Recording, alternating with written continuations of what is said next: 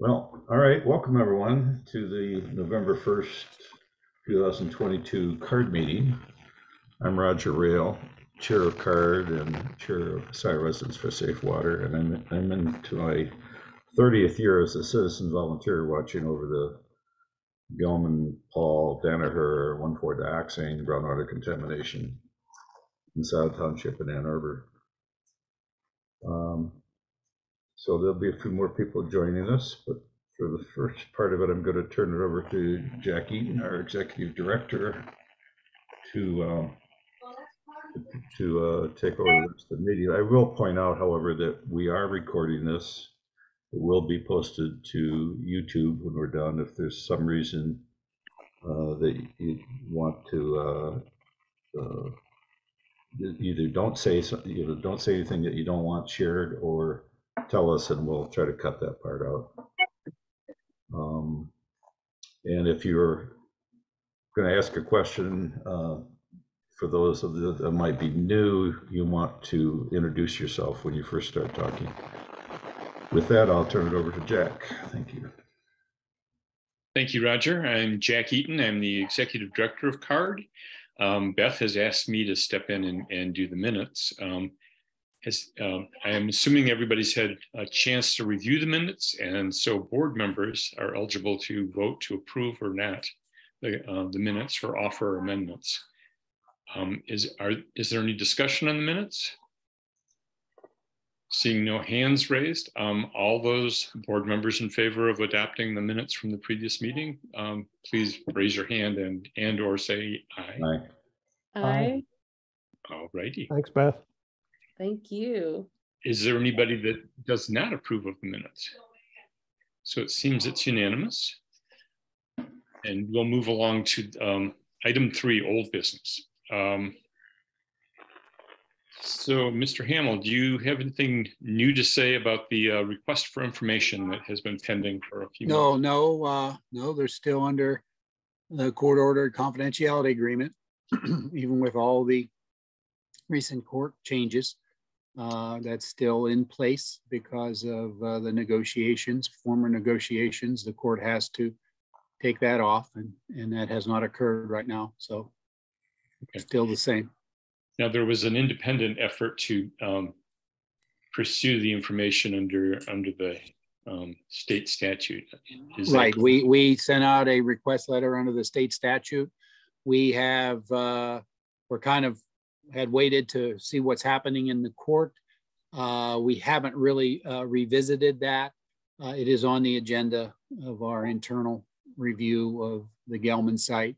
So we will be discussing that in the near future, and I will point out that it was the CARD group had requested an update and is still interested in getting that data released. So okay. And do you know whether your department has requested that the Attorney General's office seek a revision of the confidentiality agreement? Have we gone to court? No, we have not gone to court for that specific issue, not gone to the judge for that specific issue. But separately, has EGLE asked the Attorney General to seek a modification of the consent confidentiality order?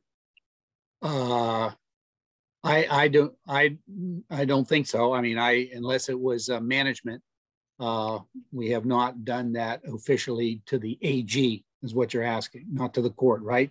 You're asking yes. Whether EGLE RRD has requested the AG start working on getting that. No, we have not made that request. I'll make a note, and I will bring that up. I appreciate that. Yep. Any comments on this? Seeing no hands, I'm going to move right along.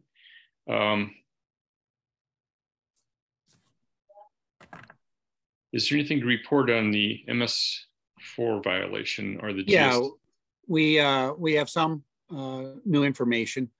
Basically, how we excuse me. Let me clear my throat. I'm not sounding very good now. There it is.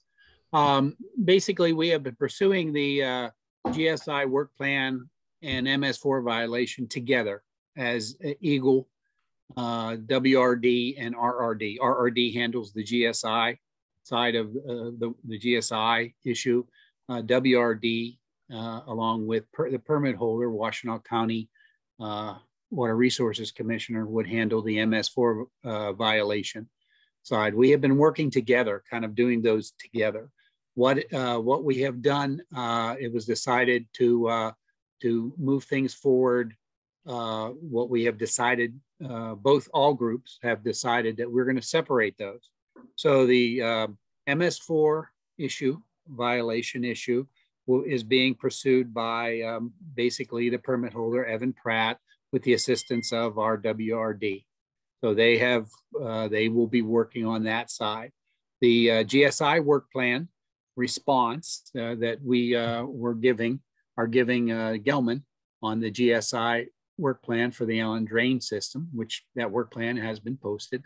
So we have our response in a nearly final draft form. In fact, it will be reviewed by Josh Moser this week, and then we will finalize, make any final adjustments, and send that to Gelman, and that will strictly be related to the GSI exposure pathway, response to that GSI work plan for the Allen drain system. My plan is to get that out before Thanksgiving, the official sign, letter, email to Gelman before Thanksgiving. And what it is the response, our response of about their work plan. And as I recall, Mr. Pratt keeps you updated on his activities. Is that correct? Right. Evan and our water resources, Christy Owen, I work with her. She's, that level, my level. So I check in with her. But they are working with Evan, and they will do that separately. We've split that off to keep both things moving forward. All righty. Any questions on this matter? Seeing no hands. Yeah, I have a question. Sorry. Yes, Vince. Go ahead. So on these plans, we're going to be using the previous consent to judgment. Is that correct? At 2,800 part per billion for that's where we're that's what we're working on, in the sense that how the court has ruled is it does go back to the third amended CJ, right, dated 2011. The criteria for GSI is 2,800 there. Now, we are not accepting that, in the sense of, yes, we're accepting it real time right now, because that's the order. We are working on the idea that it is going to, go to 280. And we are going to work toward getting it to the current Part 201 criteria of 280 for GSI. And along with that, and the 7.2 criteria, current criteria under 201 for drinking water. So why is EGLE moving in that direction? What is the rationale for that? Is it that there's something coming down the road that we're not aware of that could impose these stronger? I mean, you're talking about more stringent standards, right, than the ones we backed up to with the and that's what the intervention was all about. That's what the negotiations. That's what the fourth amended CJ. Again, that got caught up in the court, but that is more protective under the current Part 201 regulations. That is the current criteria and more protective than the previous criteria. Well, I just want to say, we're working toward that more protection. Yes. Okay. Well, I'm glad to hear that, but I'm still not sure what the rationale is or what the process is there. But I do. Well, the rationale is protect. It's the public. Under science, that's more protective for the pathways.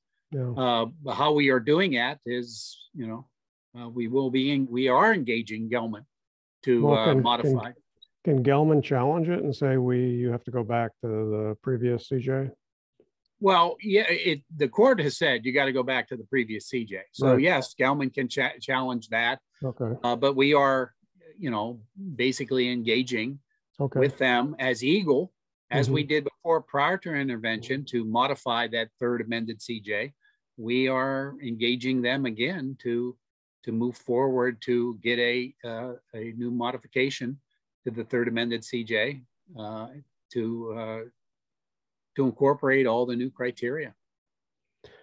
Well, I just want to make a comment that I feel like, particularly Ann Arbor and Scio Township, there's also, there's some near surface groundwater contamination all over the area here. It's a real concern of ours that, and we'll discuss this later, that that the exposure could be significant here. If we're finding 49 part per billion in West Park in the Allen Creek drain, which is generally considered, in my opinion, groundwater, since EGLE tests it during drought conditions, and one of them, the 29 or the 49 part per billion, was during a very dry period, which would lead people to believe that that's groundwater. In addition, the tests upstream were negative, but the tests in West Park were positive. So, and the former drain office staff member said that part of the Allen Creek picks up a lot of groundwater on purpose to reduce flooding and reduce undermining of basements and streets. So yeah, so there's a real concern that this is moving up. Vets Park has a very high concentration of 1,4-dioxane that's moving towards West Park and to communities with wet basements. And So it's a real concern of ours. And but I don't think, Vince, that EGLE disagrees with you on any of those points, but they're constrained by what the court has told us that we can do. Well, it sounds like they're trying to work around that, and I appreciate that. Yeah, I invite you. Oh yeah, we are moving forward with, because the criteria came up, and one of even the third CJ, can be modified related to new criteria, and that's what has happened. It just so I'd like to move on. I just want to say I'm Vince Caruso, coordinating member for the Allen Creek Watershed Group and board member, founding member of CARD. Thanks. Thank you. Sure. Go ahead, Glenn.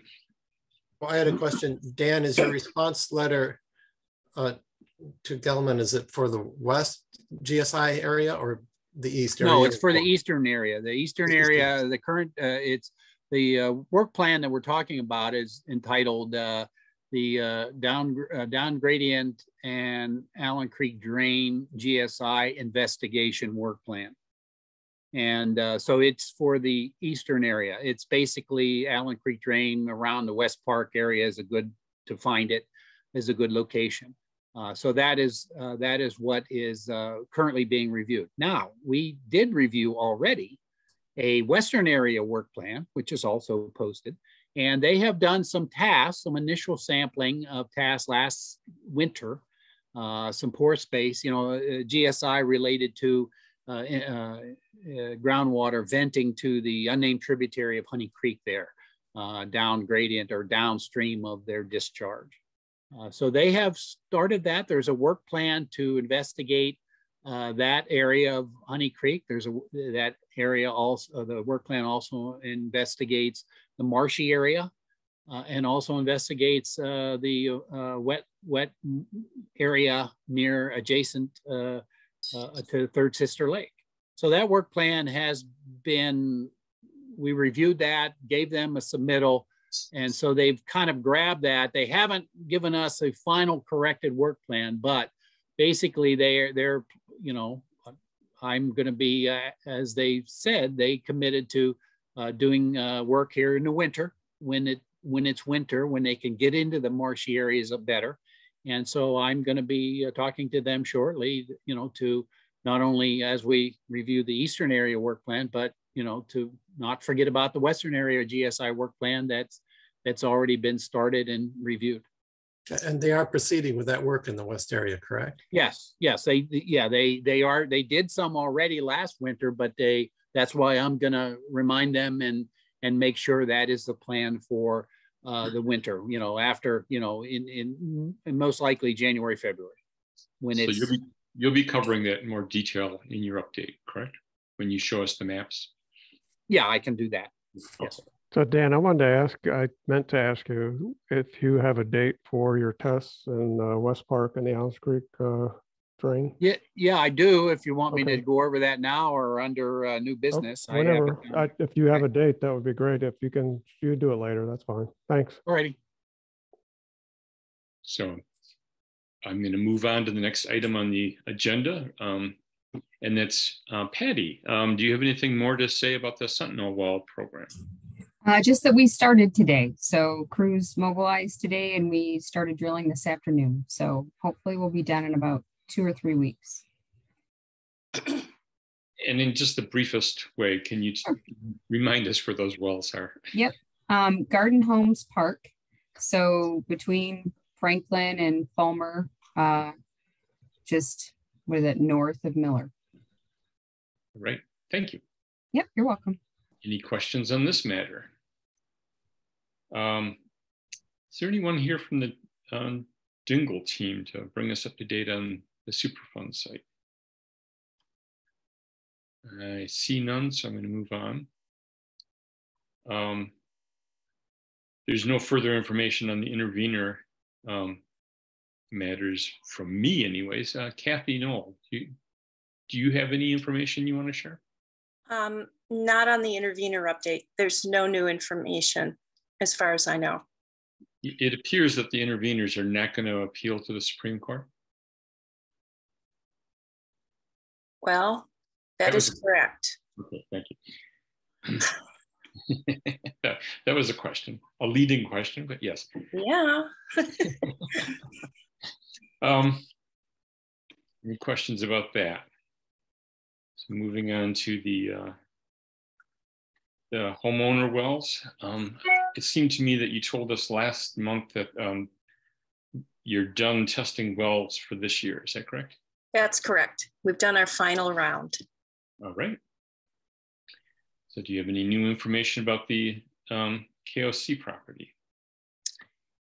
The only information I have is that there will be a meeting with the developers, Scio representatives. I will be there, 2 people from the Planning Commission and somebody from our Utilities Department with Larry Lemke in late November. And he will be advising the developers on the type of study, hydrology study, that he would like to see in order to get further information on the impact of a potential on-site sewer system on the property. So this is still evolving, and this meeting will be just for him to share his information. And I don't have any more details. The most recent plans have not yet been shared with the township. They're going to come out soon, as far as I know. And then they will go to Larry Lemke. All right. Thank you. Any questions or comments on this matter? Moving on. So Dan, at the last meeting, I'm trying to unmute and raise my hand, but I can't get to it. Go ahead, Roger. I didn't mean to. So they're just talking about putting an on-site sewer, but not water, right? Because if they had their community well installed, then they would have to have a provisional wellhead protection area for it. Is that right, Kathy? They're just talking about sewer. They have come up with a conceptual proposal that includes tapping into a municipal water main. Mm-hmm. None of this has been approved. It's very conceptual, but yes, this most current proposal does not involve a community well. Right. So it'd be part of a bigger expansion of city water into township area. It would potentially be, and that's an issue our township board has not discussed. No, because that's a huge issue. It's a huge issue. Yeah, and in the you know, once you add more water to an area, yeah, that's good to have a study of what that's going to do, not just for this development, but if the plume continues to spread and people have to be hooked up to city water, and they're still using septic fields, that's going to be adding more water to the area than what's there already. Just want people to be aware of that. Thank you. Yeah, I actually had a question for Vince and perhaps Dan Hamel. Vince, you mentioned the near surface groundwater contamination potentially in Scio. Where were you referring to in Scio? And Dan, maybe you could fill in. Well, Roger and Or Roger. maybe Dan also commented that there are locations in Scio that have near surface groundwater, and there's concern that could potentially be contaminated. I'm not sure there was many tests, if any, done. I mean, Roger might know more. Well, I'm aware of the Honey Creek issues, the marshy area issues, but I don't think it's been documented is what I'm saying, that it's near surface groundwater contamination. Well, I guess while I'm on the line, I just want to make one comment too, that Mayor Taylor had tried to have the city of Ann Arbor switch to Detroit Water, the Great Lakes Water Authority. And that was very contentious, and they backed away from that. Rita spoke before council, Dan Bicknell spoke before council and questioned the logic and the cost and the quality. And so there is some concern in Ann Arbor that we may have issues with water volume. Can we provide unlimited amount of drinking water out of Barton? And Barton Pine has obviously limited capacity, and in summer it gets very low. So that's just something that's out there that people should think about, and we should really investigate. But I appreciate your effort, Kathy. Well, that issue has been raised by me with our utilities director, and I'm told that there is limited sewer capacity from the city of Ann Arbor, but there is not a limitation on water capacity. Currently, yes. We have a contract with them. Yeah. Well, they looked at Great Lakes Water Authority for a reason. I know. More volume, basically. Well, also at very high cost. Other contaminants besides dioxin that could be entering there, you know, hexavalent chromium, PFAS, you know. And it's good to think decades ahead. I was on the committee with the city when they were examining their 50-year out plan back in 2000 something. And there was concern back then even. But Kathy, your specific question about where might there be near surface groundwater contamination in Scio, it would be here around Park Road. When the county did their testing of near surface, they only did it along Jackson Road. They didn't go down the other 20 feet down to next to Honey Creek, where there's some homes here, where the tributary wraps around and joins up with this other tributary before entering Honey Creek. So there's some shallower homes in here that might maybe if there's ever going to be more near surface groundwater testing, it should be near where these homes are, because they're the lowest elevation, and it's right near where we have existing groundwater, you know, in the plume. I don't know that there's ever been any near surface groundwater testing right here, for exposure through the basement. So I think Vince is right that you can't just look at Ann Arbor where they have that around West Park and these other areas, but this small area in Scio Township should be examined as well. That's it. Okay, go ahead, Michael. Kathy, do you know what the termination date is for your water contract with the city? I don't know it offhand. I know it was recently renegotiated. Within the last 2 years, it was renegotiated, but I don't know when it ends. I do know there are some provisions in the sewer contract that trigger an automatic renegotiation, but I don't think there are similar provisions in the water contract. Okay, thanks. Go ahead, Kathy Griswold.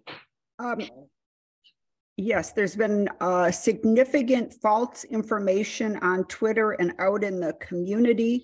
I've tried to encourage more people to come to the CARD meetings, but one of the problems is the length of the meetings. And so I just want to throw this out. If there is a way that we can have a very tight 1 hour meeting in the beginning, and then we can do these deep dives with the people who have many years of expertise afterwards, I think that would be more effective, and just like stay on the agenda for the first hour. Thank you.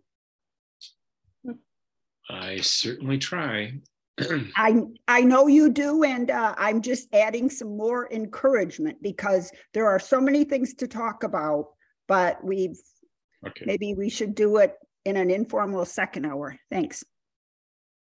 So at the last meeting, we asked Dan Hamel to find out what the total cost to the county and the state for a homeowner well testing was. Did you do that, Dan? Yeah, well, I have a cost when we do our sampling. I mean, we hire, basically it's under our long-term, RRD's long-term monitoring program. And we hire the Washtenaw County to collect the sample and ship the sample to the EGLE drinking water lab. So the sample analysis at our lab is for dioxane is $115. The sample collection under contract, RRD under the Washtenaw County gets $40 per sample to collect a sample. And then they get $6 a sample to ship the sample for a total cost of $161 per sample.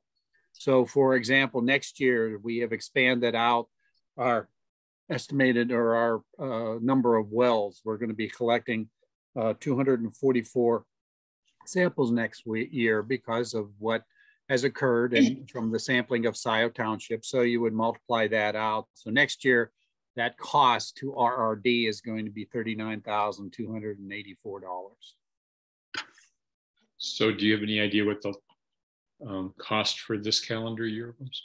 Okay, I was trying to, I can't remember off the top of my head. I believe we collected around 150 samples, so I didn't do the math. Let's see here.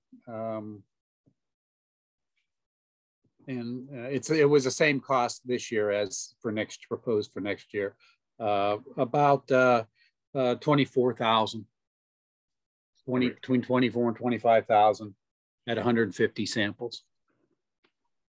Any comments or questions on this item? Seeing no hands. We wanted to talk about conducting our meetings in person, hybrid meetings, or just Zoom. So I'm going to open that up for discussion at this point in time. Would Roger like to lead this off? Sure. I think basically we talked about this a little bit last time, that if we're going to have it at Scio, who has a facility set up where we can do Zoom with a number of people that would be required, for those that want to be in person, we have to do it months ahead of time. And And so I think if we're going to do it in 2023, we kind of have to decide now and look at the calendar and see if there's any calendar dates. Like I know today would have been a problem because the Scio has a special meeting tonight and they would want to use their own meeting room, and we can't do it then, obviously. So there might be times that we would revert to Zoom only, but I think it's good to maybe get together maybe once a quarter if we can, if COVID continues to be at bay somewhat. And that's my opinion. That I think I'd like to keep doing it on Zoom just because we have a better recording of it and we can see everybody's faces easier. We don't get the schmooze before and after as much, but you know, that can be done another way. We can have, you know, ad hoc meetings to get to know each other like we used to. But that's my opinion. I'd like to hear from other people on the screen how they feel about it. Right. Vince has his hand up. Thanks, Jack. Yeah, I would agree. It'd be great if we could all get together like we used to. I think currently the expectation is that COVID is not going to dissipate. In fact, that could get a lot worse this winter. They're encouraging people to get vaccinated for a reason. So I would like to continue personally doing Zoom. Maybe when it gets warmer out, if we did an outdoor event, that would be probably doable. But that's my opinion. Thanks. All right. Thank you, Vince. Mike, go ahead. Yeah, I think Zoom has served us well. We have good attendance and good recording capabilities. And while it is nice to get together from time to time, I would lean toward continuing with the Zoom process. All right. Go ahead, Kathy. Well, I think Zoom has served us well too. And although I would like to get together in person, I would favor not doing that until spring. I mean, and I don't want to do it for every meeting. I would think once a quarter would be a goal, a potential goal. But I think this format has worked quite well for all of us. And I'd like to continue doing it this way. I did not check on all of the dates with our office coordinator at Scio. I have all of the dates from Beth, and I wanted to wait until after this discussion tonight before I checked on the dates, because once I reserve them, then it's reserved and nobody else can use the room at that time. Great. Vince, do you still have your hand up from before, or is this new? There you go. I really like Zoom myself. I think that it makes it easier for people to attend who are not Ann Arbor natives. And I think that maybe a quarterly meeting in person would be good, but those are the meetings that have the greatest attendance from out of town, like the Region 5 director is more likely to come. The Attorney General's office is more likely to attend. And those are people coming in from out of town. So I'm not sure how we reconcile that, but I think that's something to consider. But perhaps in the short term, we plan on starting by having just quarterly meetings be in person and see how that affects attendance and whether it works or not. Roger, did you wave your hand? Yeah, I did. Actually, in hearing those responses, I agree 100% that, and maybe quarterly is too often. We did talk about having annual meetings. And it doesn't have to be a regular meeting. It can be more like a community-wide meeting where we do a quick overview of what's happened in the last year. And then we take questions from the audience and have a way to respond to them. And have enough people there that we can answer all the types of questions that might come up so that the administrators and regulators can see what you know, who has questions in the community that aren't getting answered. I think that would help everybody. I've also talked about having a teach-in on the Gelman situation. And that would be more than an annual meeting. That would be like once every 5 or 10 years. Because you can't cover it in just a few hours. That would be like a weekend event, you know, where you break it up into parts and you have all the experts who are still alive come in and relate the details of it. You know, since Ann Arbor is the home of the first teach-in ever, I thought this would be a good thing to use as a vehicle to bring people up to date periodically. But again, that would be every 5 or 10 years, something like that. And before I'm gone, I think I'd like to have that as a goal. But as far as annual meeting, that maybe could be our in-person meeting where we, you know, we meet with more than just the people on the screen, and we invite other people and, you know, and have it in a bigger venue. Still do it still have a Zoom coverage of it. So people remotely can still weigh in on it. So, and if we did that, I kind of like the idea of having it sometime in the year when it's not conflicting with anything else going on. Maybe in the spring when it's first good weather area. You know, maybe in conjunction with Earth Day or something like that. Before it gets into the busy part of the summer when people tend to be gone more. Like we didn't have an August meeting, so I think we you know, we have to, we in Michigan have to work around the summers here. So I think the idea of having it in the spring is a good one. That's all. Rita, go ahead.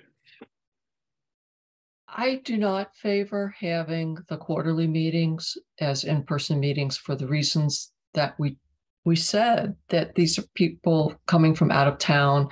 It is great to have as broad participation from, for example, the state government as possible. And I think that we favor that with a Zoom meeting versus an in-person meeting where we will require people to drive.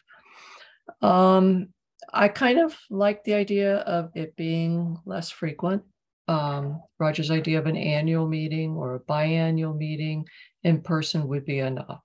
I think the Zoom meeting does work. And anyway, I just think that if we do go to in-person meetings occasionally, I think that the quarterly meeting is not the meeting to do it in. Thanks. Okay, thank you. Kathy. I move that we have Zoom meetings for the next 6 months and then reassess. Does anyone object to that? All right, so everybody's got to put their hands down so we can move on to the next item. Let me clarify then. I will not check on the room availability at this time. I'll wait until a future date. Yes. Okay. You could check the spring, starting like in April, maybe April, May, June, something like that. So are we going with 6 months or the spring? Those are two different things. Yeah. No, that would be springtime is in that range. See what dates are available in that area. Yeah, May is 6 months and it would not be the quarterly. So April or May would be 6 p.m. meetings. If we pick one of those. Yeah, just check and see. Yeah, you could check on meetings starting in May and there going forward just to see availability, and then we can at the next we meeting can decide later. A hard decision. Yeah, sounds good. Is that okay then? All righty. So then I'm going to move on to the next item on the agenda. Rita, do you want to talk about the published materials? Oh, sure. Well, me and Bob Bailey. So our publications are out. I will put I can't do it while I talk, but after I finish talking, I will put links up into the chat. And what that link will do is it will allow you to go to see the front page stuff of the article. You'll be able to read the abstract, get the graphical abstract, and get the highlights. In a short time, once we get the proofs and they're finalized with the journal, Bob and I will each get a share link from the journal. And that share link can be shared freely with anybody. It can be posted, it can be sent to media. It's only good for 50 days. But for 50 days, anyone can get the complete article from the journal website. So when we get the share link, we will certainly distribute it to people in card, and then you'll be encouraged to get it. And it's a little bit hazy on what we can do with the accepted article. I think we're going to be able to post the accepted article on, for example, SRSW or my website at the University of Michigan, and tell people you can go there and get the unformatted article to look at. But the journal has a very confusing website on copyright and sharing policy, and is contradictory in certain aspects. So I'll just give you one example. My husband, Vince has heard me just complain on end about this, but I sent an email to the journal a few days ago asking for clarification on something. They sent me back a link that does not work. And so I'm just like, we're still, but anyway, I think the good news is that we're going to get this share link. It's going to get distributed. Everybody will be able to download and get a copy of this article from the journal site when we get that. And then, because we cited NIH support, it will go up on what's called PubMed Central. And then there's just a 12-month embargo period from the time of publication. And after 12 months, it will be available in perpetuity on PubMed Central. So it's going to be a great thing. It's going to provide a lot of exposure for us, because Bob's article and my article, and I shouldn't say my article, and the review article, the site review article, because Roger and Kathy and Beth and Vince all contributed. These articles are going in a special issue on 1,4-dioxane, and the special issue editor is Vasilis Vasilou, and he just got funded a Superfund research center that is focused on 1,4-dioxane.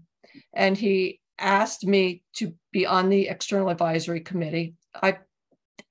Before I retired, I had projects on Superfund research centers for about 25 years. And so I think this opens some opportunities for us to be engaged with this Superfund center. And I only said yes to the external advisory board because I think it's an opportunity to help us here in Washtenaw County maybe get some help with understanding the exposures and the health effects. Quite frankly, I'm very concerned that we have never even had a registry of exposed people from this 1,4-dioxane. For example, there's a great registry on PBBs when the polybrominate biphenyl thing happened. I mean, to establish, there's a registry on the Deepwater Horizon. I don't know why we never had a registry on 1,4-dioxane, but I think we might be able to create it retrospectively. So, Rita, can you briefly describe what the EPA Research Center does? Okay, sure. It's actually called the Superfund Research Program, and a very small fraction. I don't think it's ever been more than 6% of the funding available to the Superfund program has been put aside for research, and most of that money goes to fund about 17 Superfund research centers scattered at different universities across the country. there's a Superfund Research Center at MSU. It's one of the oldest centers in the country. There, and I was part of that for 13 years. And there's Superfund Research Center that was just established at Wayne State that I used to be on their external advisory board, but I dropped out in 2020. So these Superfund research centers, what they have to meet certain criteria. So they have research projects. There has to be a toxicology project, a remediation project, something I don't remember, epidemiology project. So they have to have a minimum of 3 basic research projects. And then they have to have certain cores where they provide services. And they're really terrific things. They're very well funded. And what Vasilis Basilou did was he wrote a center grant, and the center grants are horrible. They're just terrible to write.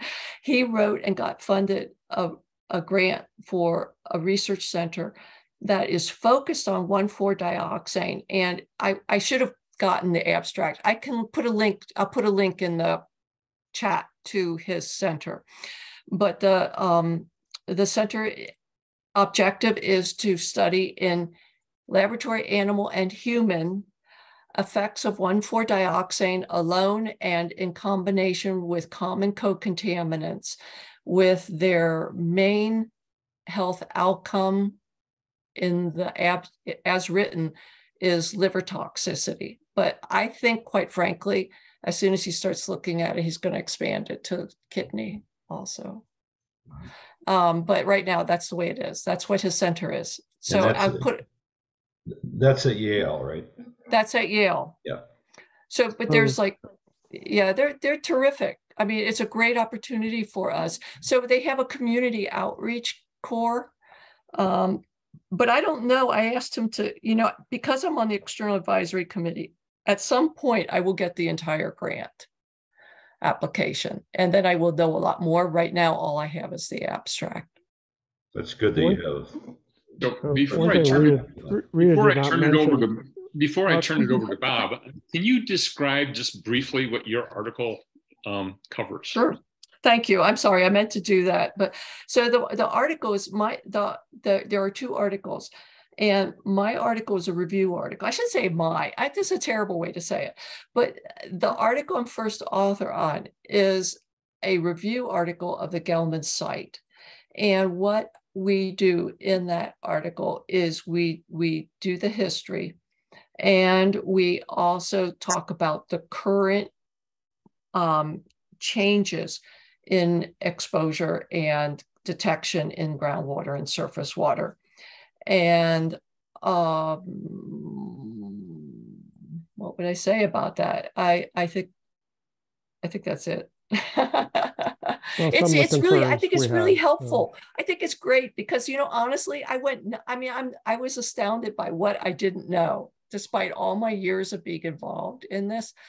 It's very difficult to actually get facts. I mean, it's astonishing how many people were exposed to tens of thousands and even hundreds of thousands of parts per billion 1,4-dioxane back in the 1980s. And we don't really know the full extent of it. We just know when they actually finally went and tested some wells and said, oops, you have too much 1,4-dioxane. You can't drink from this anymore.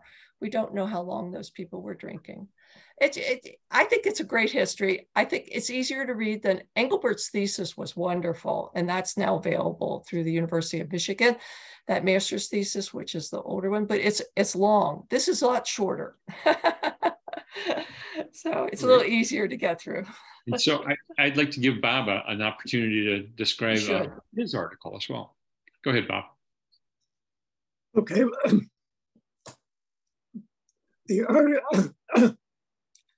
The article covering the history covers the period from 1965 up to the present, whereas my article is basically talking about what's going to happen potentially in the next decade, probably, and beyond. Because what I'm looking at is what happens if liquid water comes in your basement and evaporates? What's a plausible exposure to the dioxane, other than simply having a damp basement? And so I think it's going to attract some attention. And the project that Patti was doing, or tried to do anyway, for the city, looking for dioxin vapor in Ann Arbor basements, didn't go anywhere. But I think within the next decade, we're going to see some basements which could well be affected.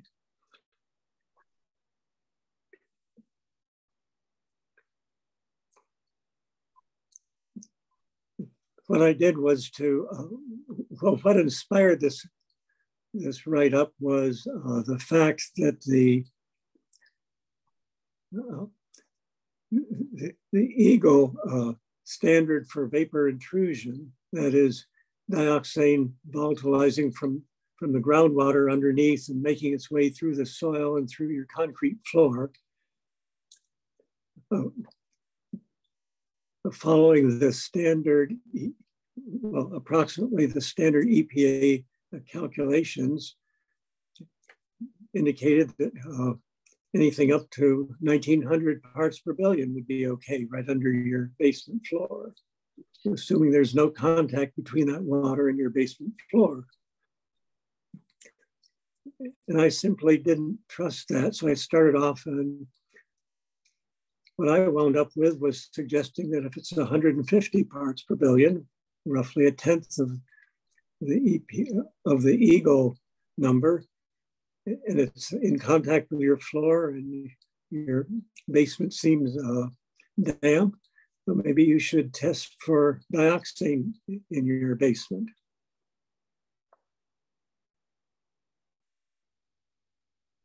And I can go on at great length, and you can read the paper with my arithmetic and so on, and see if you agree. All right. Well, I really appreciate the work that you've done in that, because I think that's an area that has been too simplified up to this point in time. So I really appreciate your research and your writing this article. I appreciate both of you. Vince, do you have a question? I just wanted to make 2 points quickly. These articles were by invitation only to an international journal system. Elsevier publishes 2,400 journals.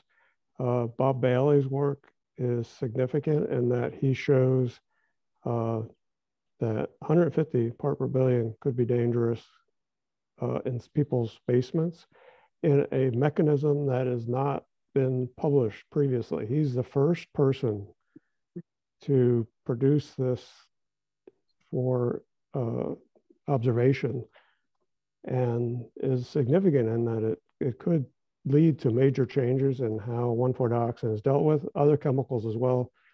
But this is not vapor intrusion, it's liquid intrusion and volatilization.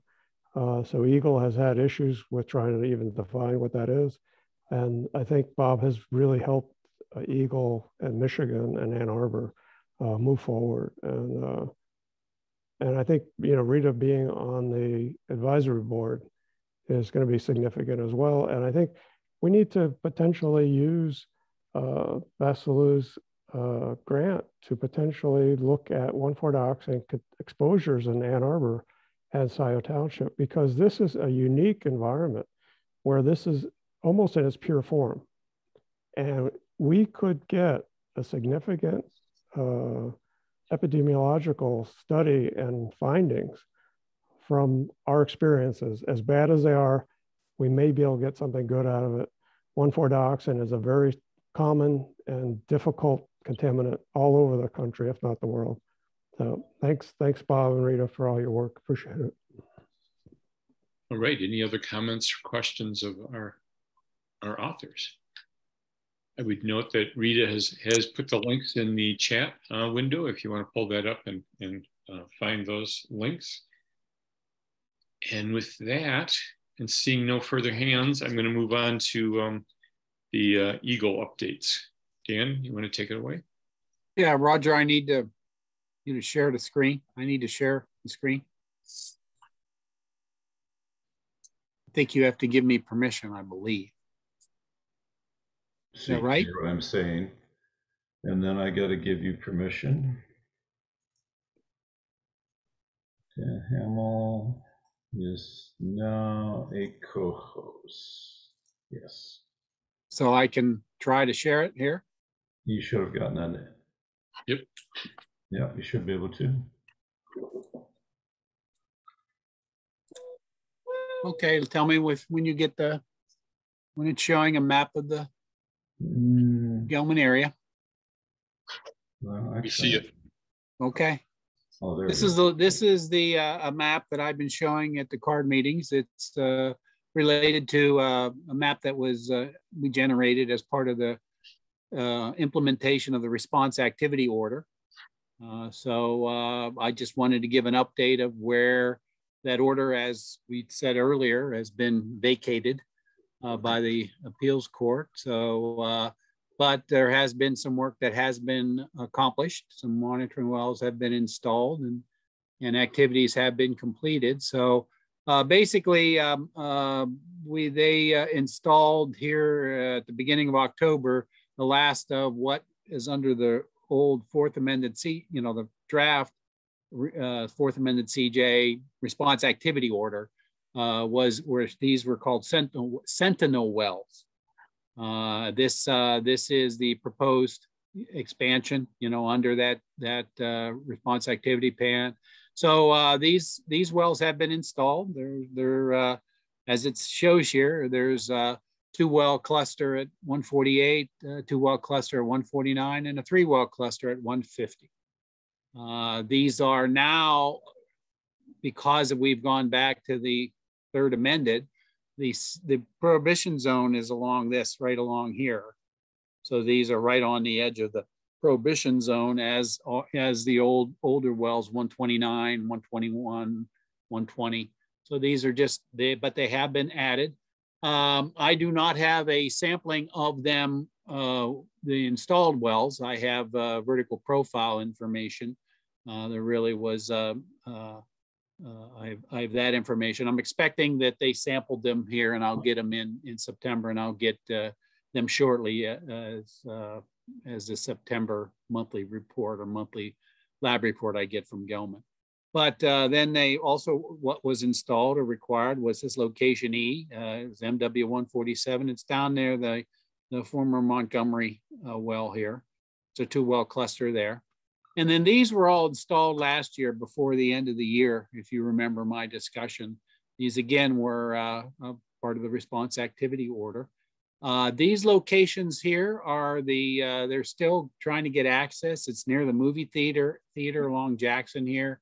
And this other location is, there's one well near the 1 MW 41 cluster, existing cluster out here. There's a well to fill in, a deeper well to fill in a little deeper here. So, and then these are proposed, we're in the response activity order along West Park, down near West Park. So this is what currently has been installed. As far as what's going to occur in the near future, they have not mobilized and are backing off a little bit of timing to mobilize and drill these wells. They don't have a response activity order anymore. And again, I've been told that they are still pursuing these. They're still getting access. So I've been told that they will install these when they get access. I don't have a time frame, but they are also got the access to do the Rose Well area. They have verbally said that they will continue to get an extraction well, the proposed extraction well in the Rose Well area. And what they are going to do is modify or rework the existing IW2 or IW1 well. It's a former injection well. They're going to make that into an extraction well as opposed to drilling a new one. So I don't have any times or dates when these will occur. I have been told that they're just backing off for now and immediate installation of these. And they are backing off of the Park Lake remediation, the extraction well here for now. And so that's what they are doing as far as with monitoring wells. I'm going to flip here. I think I shared this before. Also. Dan? Yes. Before you go on to that one, while you have this slide up, can you point to any of those yellow areas, either during vertical sampling or sampling after the well was installed, that have had detectable levels of dioxane?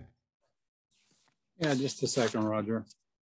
Well, the only out of these new wells from 147 on, okay, from these wells here, the only detection in vertical profiling was at location 148, this one here, and it ranged from 1.5 going down to 200 feet. It ranged from non-detect down to 1.5 parts per billion.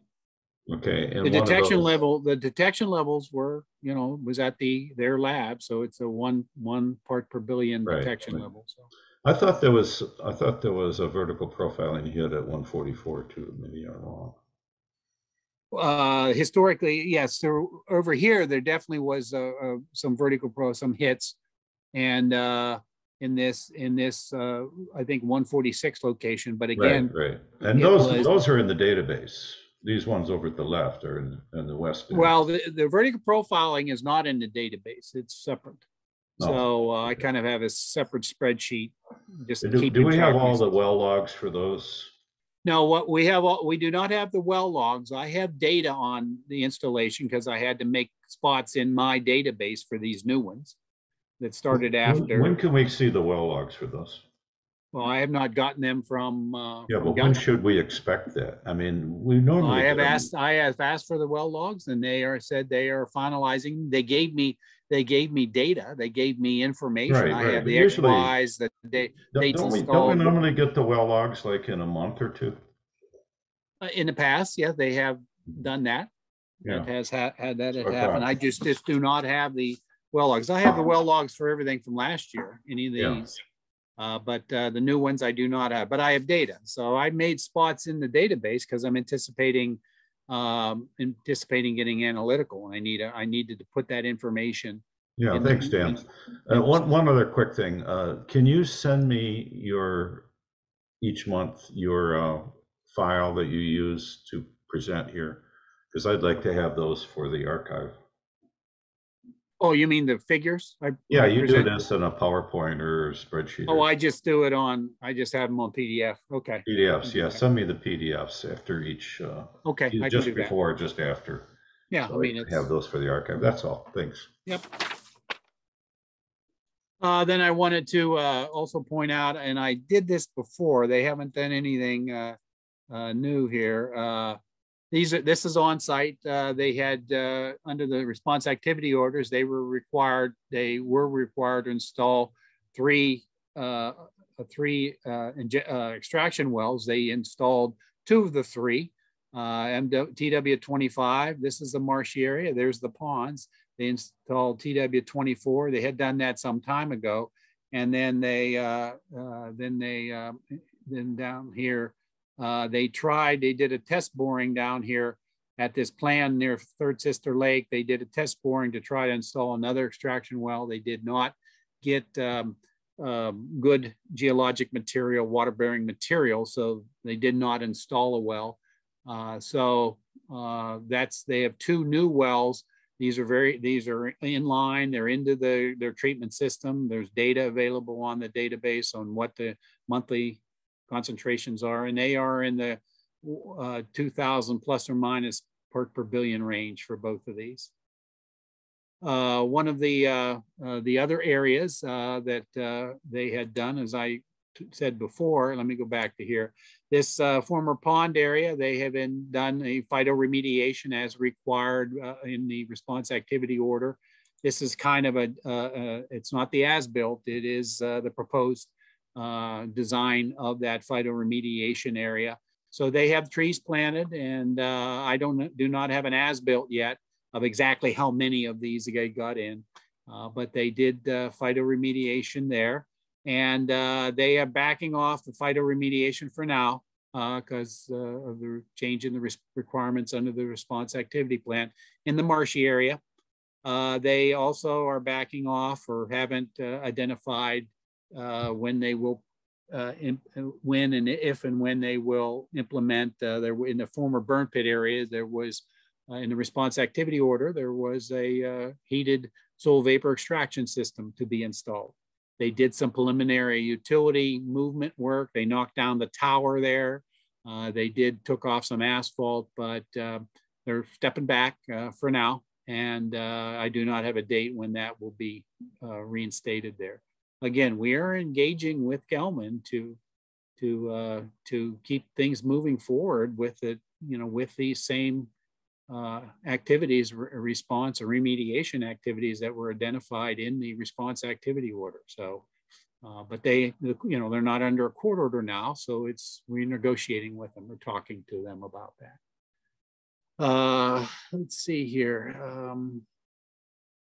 I had talked about the GSI earlier in the western and eastern areas. Again, we are pursuing the GSI activities that were in the former, response activity order. So that's the current situation. And we, as we move forward and talk with them, when things change, I will bring that to this group. Kathy has her hand up if you don't mind answering the question. No. Oh, okay. I just wanted to thank Dan and EGLE for continuing to work with Gelman, because given that the EPA Superfund site is in the SI phase, which is very preliminary in the evaluation phase, Gelman really could be, I'm trying to be politically correct, they could be less cooperative than they are. And so I want to thank EGLE for continuing to work with them. Yeah, I mean, we are continuing our discussions. Now, again, they have identified, well, we're going to step back and we'll be talking to them about it. So, right, whether that, is beneficial, to get some additional work done, that will have to be, we'll have to take a look at that in the future. Oh, okay. But at the same time, I mean, if the EPA does accept this and puts it on the national priority list, the EPA's plan could be significantly different than what Gelman has proposed. And so it's only logical that they don't want to duplicate effort. Absolutely. So thanks. You're welcome. Like I said, that is where they currently stand as far as activities that have been implemented. Now, just realize they are under the third CJ, which we've gone back to. They're required to sample, monitoring wells, monitor under monitoring plans that were developed back then. So they are sampling 30 to 60 monitoring wells a month. I get a report on that. I put it in the Access database. They are required to pump and treat, to extract groundwater at existing, extraction wells to meet objectives. The objectives is in the east is the prohibition zone objective, that contaminated groundwater doesn't leave the prohibition zone at a concentration greater than 85 because it's the third CJ. And then in the west, in the west, there's a non-expansion objective where there are compliance monitoring wells identified in that CJ, and they sample those, and expansion is defined as if a concentration is greater than 85 in those compliance wells. So again, but they are still monitoring, and we get data, so we can raise questions, and we can we can confirm that they are doing mass removal in the Gelman, in the Gelman plume still. Okay, thank you. You're welcome. I don't see any questions. Did you want to move on to the next item there? Yes, Washtenaw County, like I said, up above there, under the mounts, next year we are proposing, we have contracted Washtenaw County to sample 244 wells, and it's expanded into Scio Township based on the information that Scio Township got in their sampling. We're not collecting as many. I mean, we will go back to their locations and confirm some and in general areas, but we did at least for next year, and I want to manage expectations. At least for next year, we'd expanded our area and number of wells. Dan, you're not showing any images of those areas right now, are you? No, I'm not. You want to stop your sharing so I can show people? Yeah, I can do that. Yep. I started getting going, Roger, and you. I know, that's good. It's Zoom. We have to go back and forth. It's much better on Zoom that we can actually see the images well versus. Yeah, I was going to say that on the projector on the screen and stuff. Yeah, that's if we meet in person. Although likely now with the technology that it would be, I'd throw them onto Zoom because if it's anyway, so I will share the area here that we're talking about. So Dan, you're an active participant in these meetings, and so we really would value your opinion on Zoom versus in person. Again, the same reasoning that you were saying, having it quarterly with more people from Lansing. I'm from Lansing, so yeah, it would. Now that we got Zoom down, again, it's much easier for me to present figures as EGLE. It's also, I do have to travel from Jackson over and then back at, in the evenings and then go home. So, my vote is Zoom has been beneficial and allows me to, I don't think would pick up much more from my in-person participation other than, like you said, meeting and, begin any beforehand and afterward, that type of meeting, but I answer any questions, in Zoom. So, yeah. Okay. Anyway, sorry to interrupt. No problem. You're talking about the sampling around the peripheral. Yeah. Yeah. So we're going to be up. We will, as we do, we sample in the next year. We'll be sampling around you took it off. Yeah. Did you? We will be sampling around the plume area where we normally have done, real close to where the plume, but we will expand out into that green area of Scio Township where they sampled. And we will have wells up there that are, we will go back and check and for next year. But not all the wells that Scio Township did. There will be a little bit different. Again, we will be utilizing our EGLE drinking water lab. But if you remember, all residential well samples now are analyzed with the same method we use, but the laboratory has been able to reduce the detection level to 0.5 parts per billion. So Township, their detection level was down at 0.12 parts per billion. So not much of a difference. But we will be utilizing that. So we will, we have those areas that Roger's highlighting and will be next year. And then also then adding into Scio Township in the same area that the Scio Township did this year sampling. So that will start next April. Usually it starts in next April.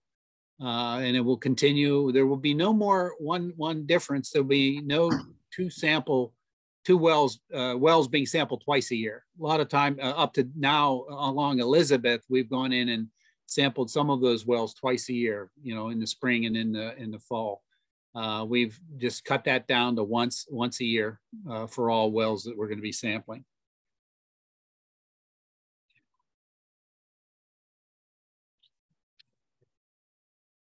I see no questions or comments, so feel free to continue down the agenda. Yep.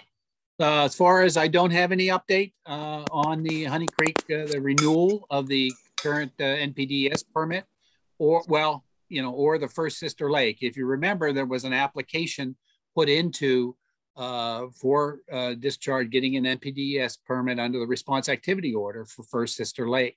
That process had started with Gelman, and our WRD permits people started reviewing that. They had asked Gelman for additional data, additional information, and then the court made its, you know, change. The Court of Appeals vacated the response activity plan. So basically, Gelman has kind of, that permit process has stopped. They've stepped back from you know, getting that information to submit that permit, and that's the current status for that. There no you know, so in the if that moves forward in the future, I mean, they've started, have an application, but they will have to submit some additional data. But that's where we stand right now. As far as the renewal, I do not have any you know, new information on that renewal. We're still operating under the former NPDES permit limitations. All right, thank you. Anything new? Yeah, Vince, you know, you wanted to know when we were sampling surface waters. How about tomorrow and Thursday?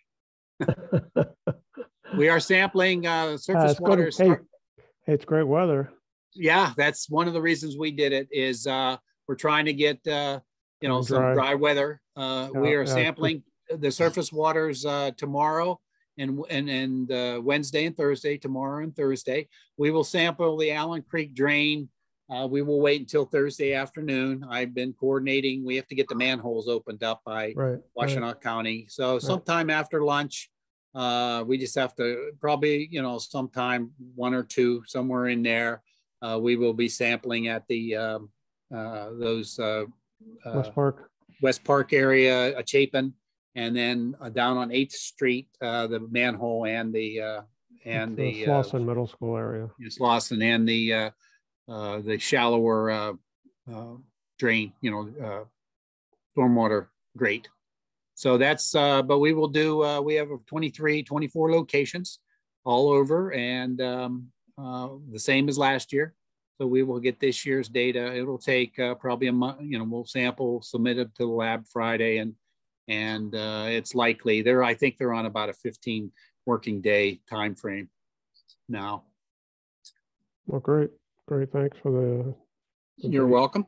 Roger, you had asked about the new Scio Township sampling data. You know, we are in the process of putting that in the database.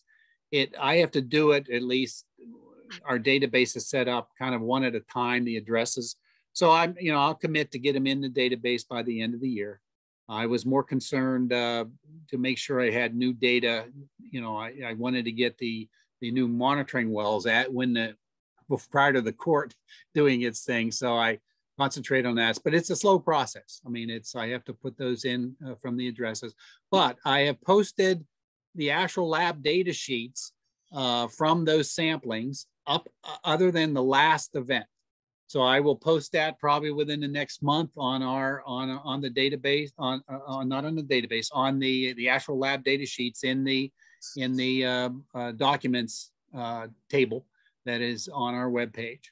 So you can go in and search Scio Township sampling, and it'll pop up, you know, the actual lab data. You know, Scio shared the lab data sheets from their lab with me and authorized me to post that. So you can, you know, it's a lab data sheet, so you don't have a nice quick summary, but it is available. You can go in and look at the sheets.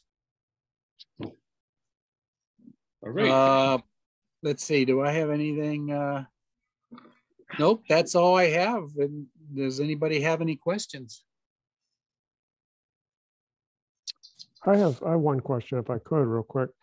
When you test West Park, are you going to be testing upstream as well in the Allen's Creek, like a couple blocks? No, the sampling, we will be sampling at West Park, the grate there, the swirl chamber.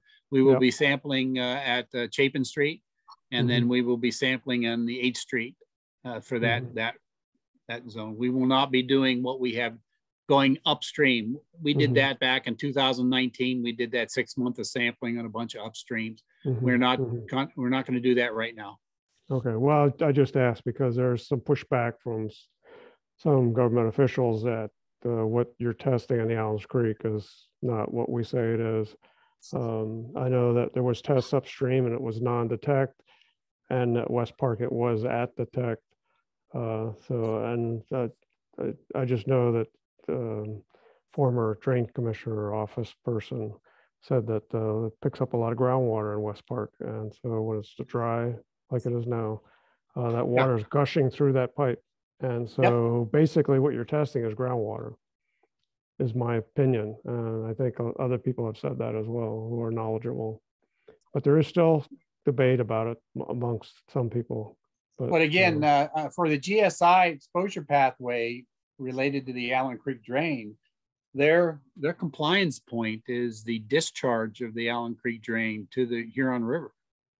That's where that's where the, and then also actual groundwater discharge to the river itself, not through a pipe, Right. So one of the concerns we have is that if we're having 49 part per billion in West Park in the drain, which is, I would say, groundwater, we could, and Bob Bailey has showed in a peer review article reviewed by his peers that 150 part per billion is a concern near basements as infiltration and exposure potential. And that's a concern we have in the West Park area and other parts of Ann Arbor and towards the river that have high water table. We have Water Hill, we have Fountain Street, we have Bath Street. These are all named because they're very wet areas. So there's some current concern about exposures in that groundwater. And I would love to see Gelman take responsibility for that. But I do want to point out that, we did shallow monitoring, some years ago when we went in to the West Park area, sampled the first groundwater down 20 feet. And it was all for 1,4-dioxane, it was non-detect. So, well, there's been other tests that did show it as detect with shallow tests. Twice. So, and as well as, what you're finding in the Allens Creek drain there, which is just gushing in a drought, there's got to be groundwater there. That's pretty obvious. So, but thanks for doing it. Thanks for giving me the date. Hopefully I can see you down there. Okay, seeing no other hands, I'm going to turn it over to our chair 10 minutes ahead of time. And I know that he wants to join his granddaughter, so go ahead, Roger. All right, so I'm going to find my file here. So what I do is I put this in a Google Google Slides format. And here are the things that I wanted to remind people of. It's really important that we get good, up-to-date, and reliable data in a reliable, up-to-date format, up-to-date manner. Because the only way we know what's going on underground with the dioxane is if we have the data. So it's really inexcusable that the company can delay giving us the well logs in a timely manner like they have been doing in the past. That just should not be allowed. So I've taken all the data that we have access to and showed what they look like when you plot them on Tableau Public. Move this out of the way here.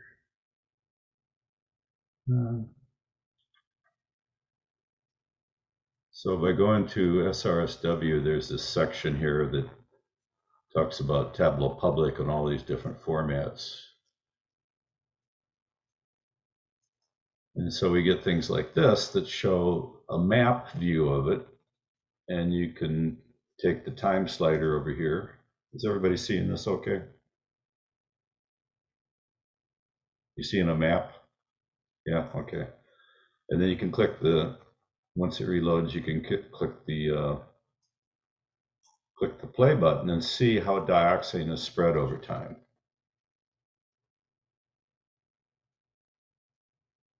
So this is all the way back to 1986. Of course, the dioxane was probably spreading before that, because it was only in 1984 to 1986 that we've discovered the dioxane. So there's 20 years of spread that happened before we had the data, because the company was not monitoring their discharge. They were supposed to, in their first order of determination, which was what preceded permits, they were allowed to put discharges into the ground, into their online treatment ponds, in a manner that did not affect any usable aquifers. So you can see how it's spread over time. And that's just a map view. We can also look at it west to east. So here we have elevation here. These top markings are the surface elevation. These marks down here are where the well is screened. So these wells here actually end up being up here in elevation. So these are pretty deep wells. These are actually, even though Gelman calls them D2 wells, they're actually as deep as the E aquifer. And we could do the same thing with this. We can drag this back to the beginning. And then we can play this and see how the dioxanes has spread vertically down through the different aquifers. And it's not just 2 or 3 aquifers, because there's a lot of fingers, like Larry Lemke has said, you know, his fingers going out laterally on the map, they also kind of go vertically in fingers. There's not just aquifers and aquatards, there's stuff that's in between the two. And so those are a concern too, because the dioxane may spread more slowly in those, but it still could be at high concentrations. And it could redisperse from those areas as the true aquifers are cleaned up. So this dioxane is going to be around for a long time. So again, this all came from the Gelman area. This shaded area is the Gelman property. Again, we're looking west through the layers of aquifers and aquatards, and this is the west to east view. So this is western plume, and this is eastern plume. This is where most of it's going, is to the east. We also have a view of this where we can look at it south to north.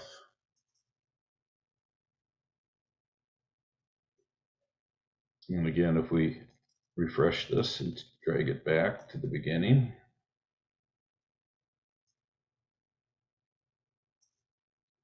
and play it, you'll see how the dioxane is moved from the Gelman site. And again, this is the Gelman site here in the shaded area. How it's moved from the Gelman site south to north over time.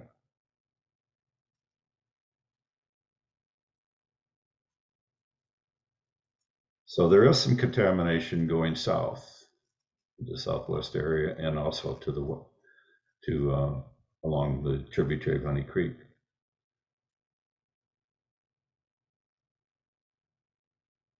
So these are the different layers that have been contaminated. Now you won't necessarily see a straight line here, because we don't have monitoring wells. Like, how did this really high concentration get here at MW100 and IW2, which Dan said is going to be changed into a purge well? How did this get here? Where did that come from? we look back, do we see circles? The size of the image here tells how much dioxane it is. So if you can see a donut shape, that's bad, because even these ones here, you can't see the circle in between, but it's, you know, it can be 5, 10, 15 parts per billion and be a problem. So we don't have all the data, but at least we have this data. We can see that dioxane is just going to go where water goes. It's going to take preferred pathways. This is what we can do with data. If we don't have the data in a timely fashion, we can't do it. Here's another view of the data. And this is just over time. So time is on the horizontal axis. The vertical axis is the dioxane levels. And in this one, we even show the size of the circle or the image, the icon is relative to the amount of dioxane. So these are really big levels of dioxane here. Then over time, they become smaller as you go to the right. This one I haven't got set up just to play out, but if you imagine that this is going to be, this is from 1985 through 2021, the end of 2021. So what do we got here? We've got 25 years, 20 some years of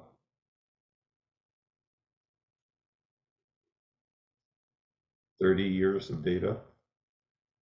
What's this going to look like in 30 years and 50 years and 90 years? Is it going to be below the Michigan 7.2 parts per billion? Is it going to be below the EPA's 3.5 parts per billion at 1 in 100,000 over a 70-year lifetime exposure? Is there any chance at all we can get down to 0.35, which is what other states use for 1 in a million cancer risk over a 70-year lifetime exposure? How can we get down to even these levels? We're not even down to the old 85 parts per billion after 30 years. How can we get down to these low levels?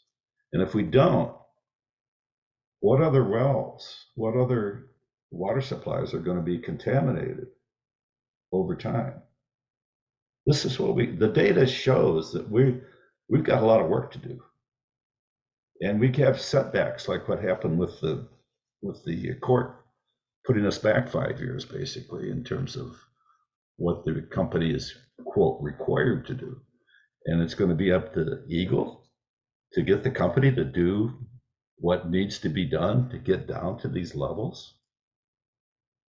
This is why we need the EPA with more enforcement capability.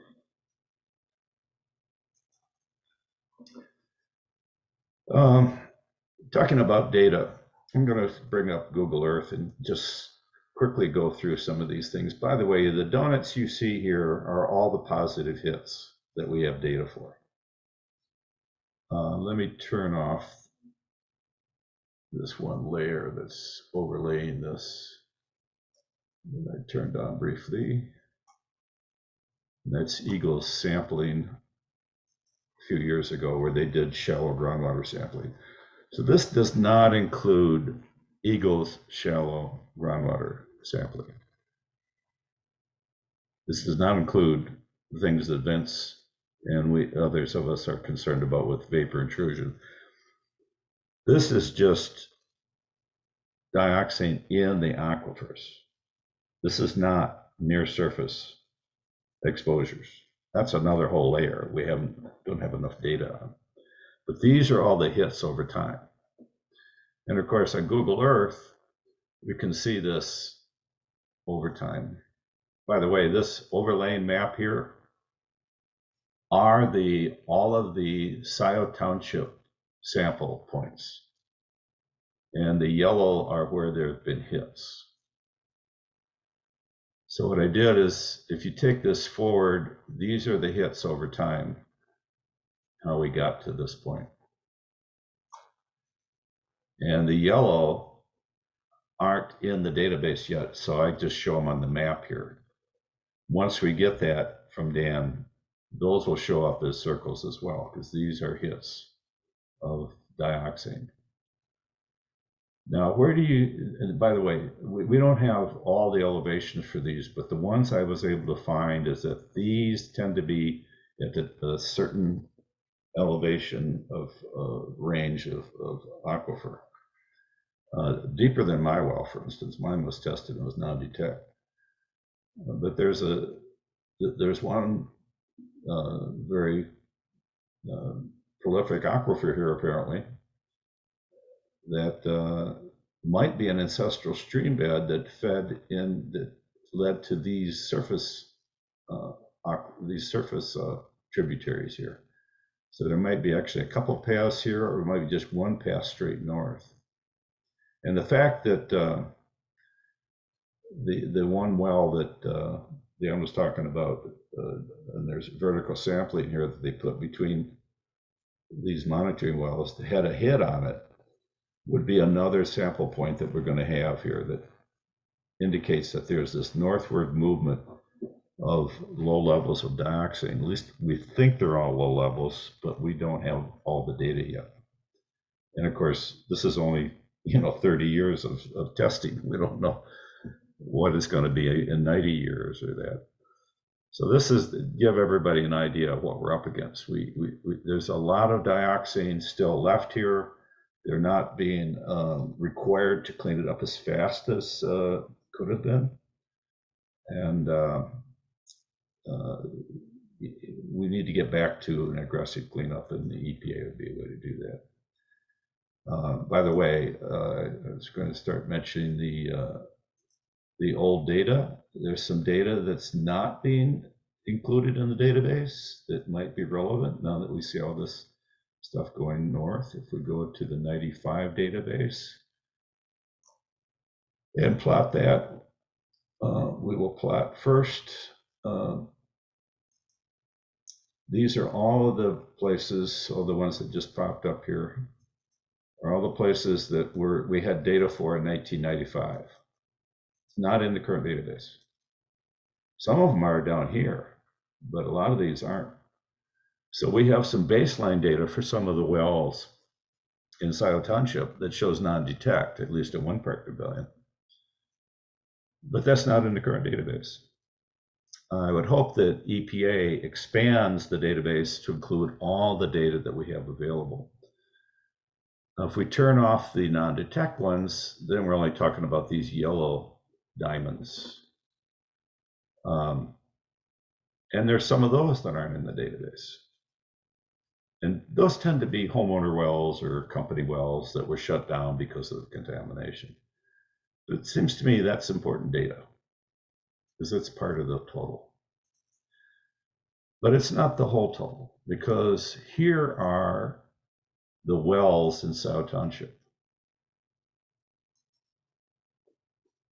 Here's the wells in Scio Township from the latest dump I got from Scio Township. And here are the wells in Ann Arbor, nearby Ann Arbor Township. So this dioxane that's going north has already hit a lot of Scio Township wells. Over time, it may hit Ann Arbor Township wells before it gets to the Huron River. And even when it gets to the Huron River from these wells that tend to be deeper, it's deeper than the surface of the Huron River, and it may meander along underneath the Huron River and come up downstream, maybe by Barton Pond.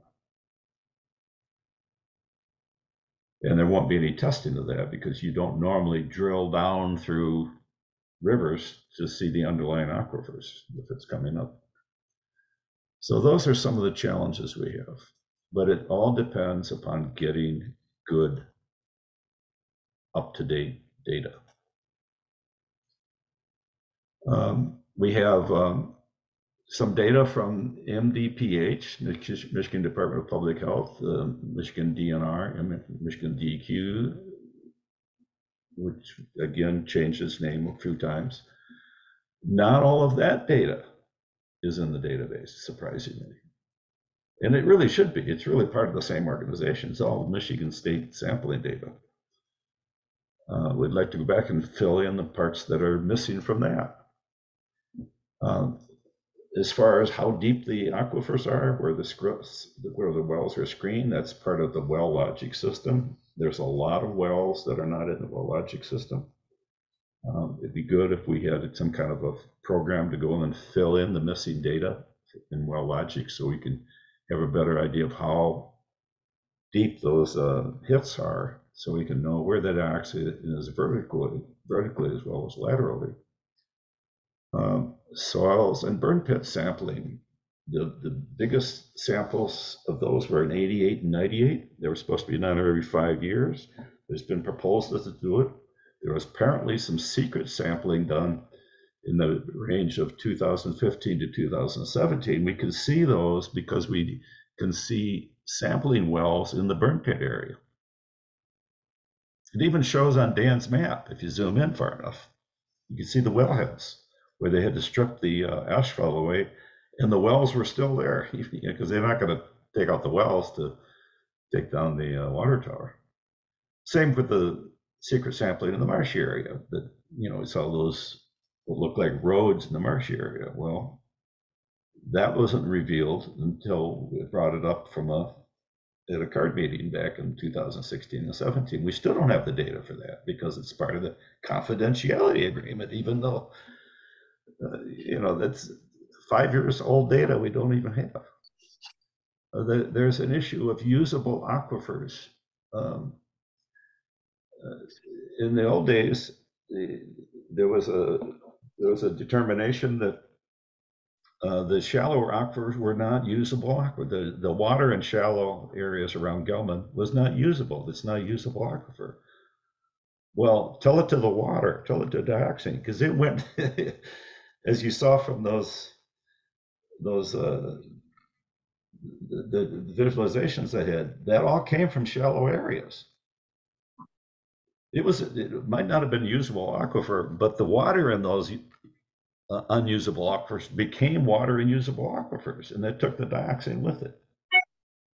So this whole idea of usable aquifers is you have to consider forever chemicals like dioxin and PFAS, because all aquifers are usable aquifers. Any water is usable once it gets down into the ground and gets deeper and deeper into usable aquifers. It's going to carry those forever chemicals with them if they're as transportable as dioxin is.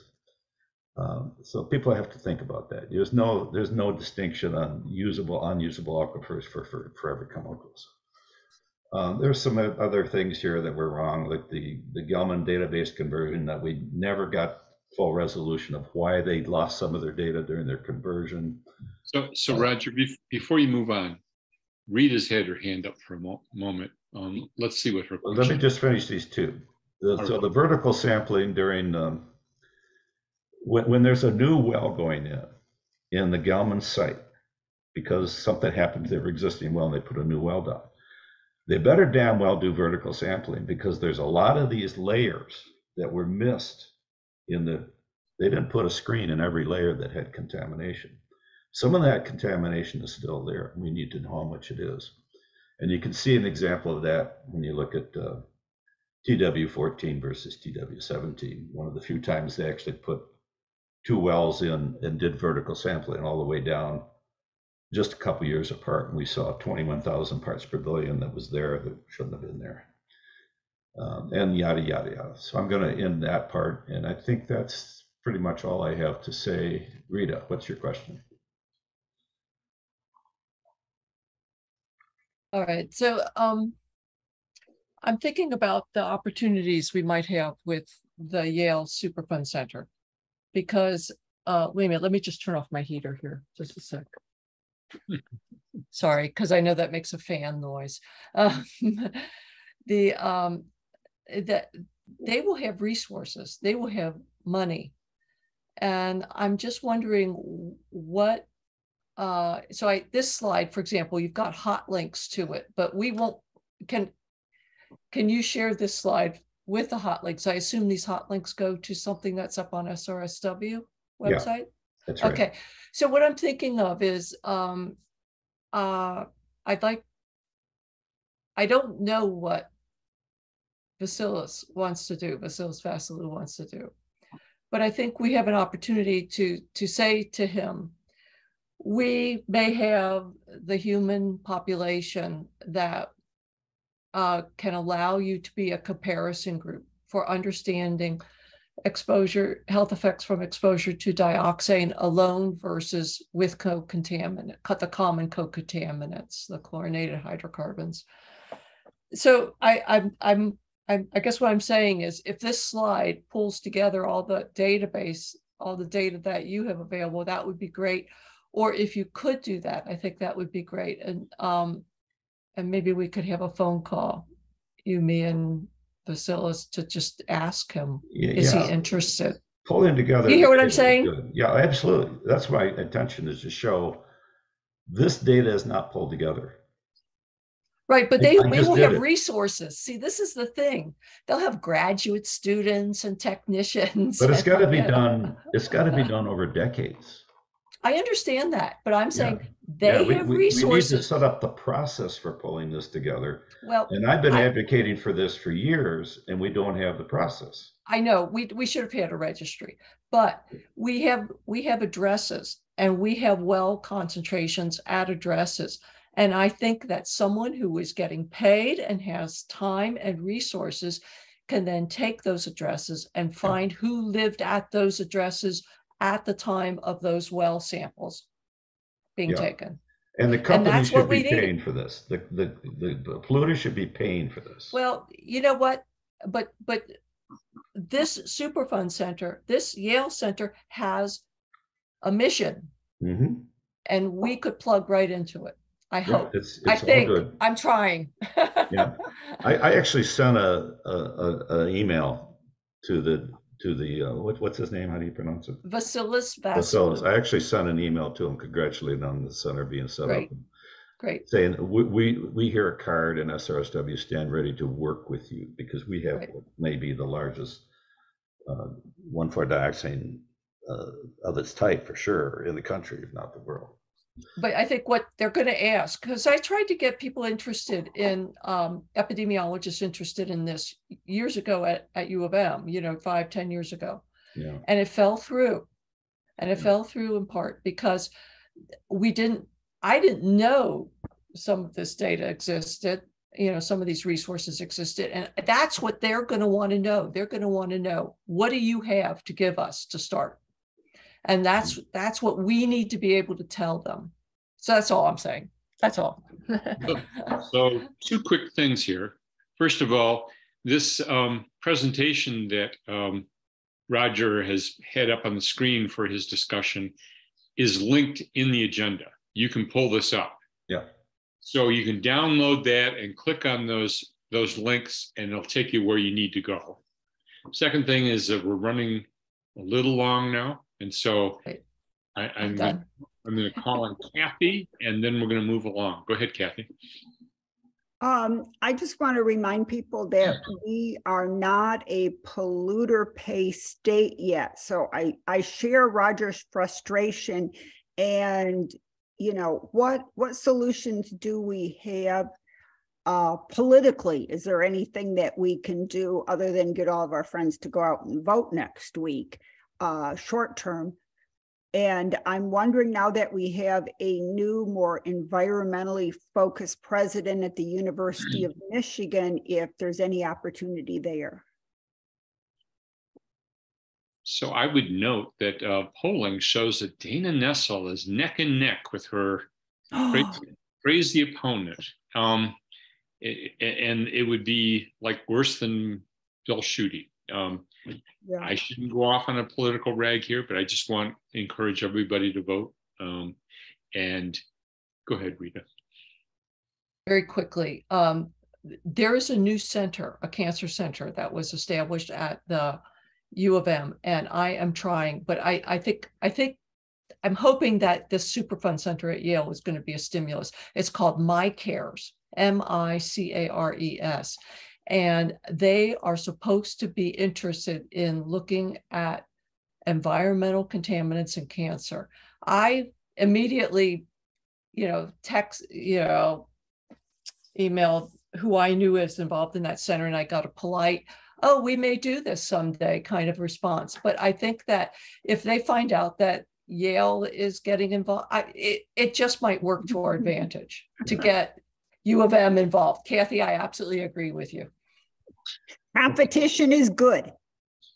So let's move on to the item of the CARD resolution in support of polluters pay. Did you want to speak to this, Roger?